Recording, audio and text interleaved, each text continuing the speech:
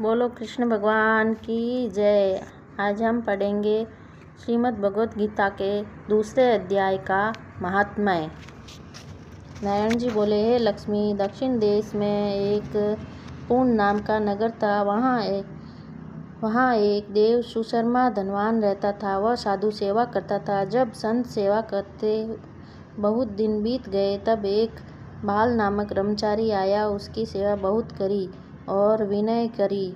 हे संत जी, मुझे कृपा कर श्री नारायण के पाने का ज्ञानोपदेश करो, जिससे मेरे जीवन का कल्याण और मुक्ति होवे। तब ब्रह्मचारी ने कहा, मैं तुझे गीता जी के दूसरे अध्याय का पाठ सुनाता हूँ। उसके सुनने से तेरा कल्याण होगा। तू श्रवण कर। एक अयाली वन में बकरियां चराता था और वहाँ मैं भजन करता था। एक दिन रात को अयाली बकरियां लेकर घर को चला। मार्ग में एक सिंह बैठा था। एक बकरी सबसे आगे चली आती देखकर शेर भाग गया। तब अयाली यह आश्चर्य देखकर बड़ा चकित हुआ और मैं वहाँ आ खड़ा हुआ।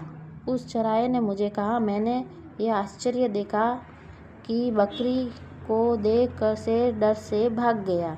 तुम त्रिकालज्ञ हो, वह वृत्तांत मुझे कह सुनाओ। संत ने कहा, हे अयाली, मैं तुझे एक पिछली वार्ता सुनाता हूँ। यह बकरी पिछले जन्म में डायन थी। जब इसका पति मर गया, तब यह बड़ी डायन हो गई। जिस सुंदर लड़के को देखे खा लेवे। और यह शेर पिछले जन्म में फंदक था।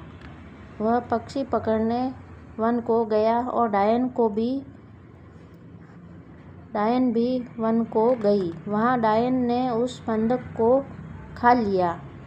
अब वही फंदक शेर हुआ और वह डायन बकरी हुई। शेर को पिछले जन्म की खबर है, इसलिए बकरी को देखकर शेर ने जाना कि अब भी तुझे खाने आई है। तब अयाली ने कहा, मैं पिछले जन्म में कौन था? तब संत ने कहा, तू पिछले जन्म में चंडाल था। अयाली ने कहा, हे ब्रह्मचारी जी, कोई ऐसा उपाय भी है जिससे हम तीनों ही इस अधम देह से छूटे? तब संत जी ने कहा, हम तुम तीनों का उद्धार करते हैं। ये कह संत जी ने गीता जी के अक्षर सुनाए। तब उसी समय आकाश से विमान आए और उन सबों को विमान पर चढ़ाकर बैकुंठ ले गए।